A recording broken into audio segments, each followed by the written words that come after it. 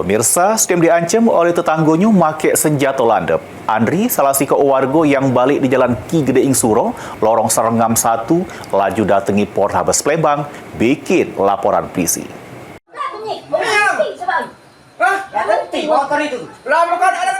Tidak terima, sedang diancam oleh tetangganya dewek make senjata landep.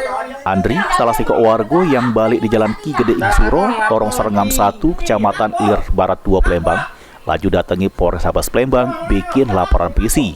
Kejadiannya bermula korban yang sedang nanya ke duit denda sama terlapor terkait motornya yang kena tilang. Pasti tanya korban, tidak taunya terlapor tidak seneng.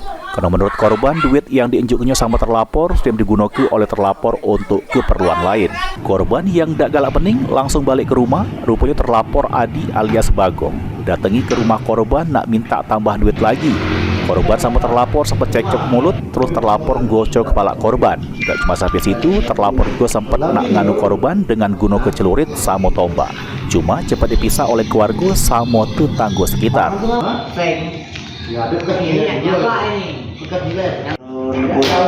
Tilang motor, terus temui lapor ada 200 kan. Nah, ini kasih dulu kita dulu, besok temui, habislah ada besok tambah lagi 20 kan.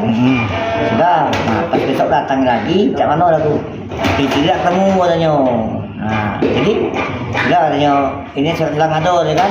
Itu dalam lagi duit itu di HP, tembusnya HP.